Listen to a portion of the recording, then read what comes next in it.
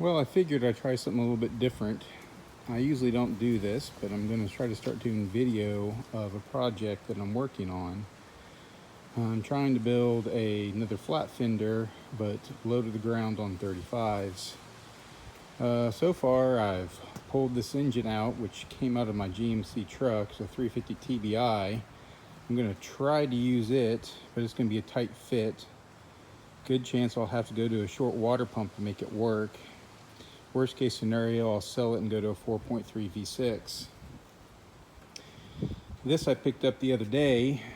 It's an SM465 4-speed. It'd be out of a Chevy truck, late 70s into the 80s. And it's hooked to a Dana 300, which should be out of a Jeep from 80 to 86. And this one's actually out of an 80. It's got a shorter tail shaft than the 81 to 86 version. I needed a hydraulic bell housing, but this transmission did not have one, and nor did I have one either. And people tend to want a lot of money for hydraulic bell housings. So today I made this mount, which is basically a copy of how it's mounted on the factory hydraulic clutch on a Chevrolet truck from 85 to 91. It's just basically 3/16 plate that I've traced out, cut, used cardboard to make a template, and then after I made it, got everything where it needed to be, I took another 3/16 strap and wrapped it around it to help it from flexing so it won't flex when you push on the clutch. It should work fine. Everything's in the same spot it would be stock, but we're gonna have to wait and see how it actually fits into the Jeep when I get around to actually receiving the Jeep. So overall, that's what I've accomplished so far. That and collecting some tires and wheels for mock-up, some 35 by 15 Swampers on some 15 by 10 chrome wheels. So we'll see how it goes. To be continued. So these are the tires I picked up for mainly mock-up to figure out if I can actually run a tire this wide with what I plan to do. They're old. They're really not roadworthy, but it'll give me an idea what I need and to figure out if this size wheel will work and all that stuff.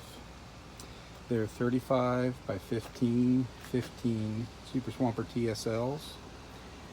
They're on a 15 by 10 chrome wagon wheel, and they were actually painted when I got them. And I don't know, I'm not really big on black painted wheels that weren't originally black.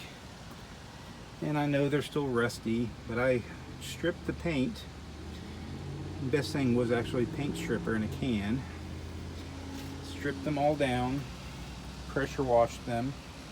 These last two I need to polish still. And used SOS pads to get most of it off, and actually a wire wheel too. Figured I'm not really going to be hurting too much, especially since they're already in pretty bad shape. So wire wheel, SOS pads, and a little chrome polish. They'll rust again, but depending on what the final look is of the Jeep I'm building, they might actually look good, rusty and a little pitted, and that's just plain ugly. Depends on what I end up doing with the final project. We'll see. So this is my locker stalker, as we like to call them. It's basically a stock Flatfender Jeep, original Go Devil flathead 4-cylinder, stock axles. I do have lockers in it, and I changed the gears and transmission to T90C gears, which gives you a lower first and second gear. Today I came out here and I did do some rough measuring to figure out where the engine's going to land in the other Jeep that I plan to build. And roughly, with a long water pump, the front nose water pump is right here at where the stock radiator's at, which isn't a huge problem because this section here is about 3 inches, which is about the thickness of a decent aluminum radiator. I can cut that out, mount the radiator directly to the grill shell, and I'll gain that length. Plus, I plan to highline the fenders. And when you do that, you raise the fender up at this angle. When you go up, they also go forward. And I've been told by a few of my friends that have done this that it pushes the grill forward about 1.5 inches. which will give me even more room between the radiator and the fan. So we'll see whether or not I can get away with a long water pump, or I'm going to switch to short water pump, or might even go to a V6.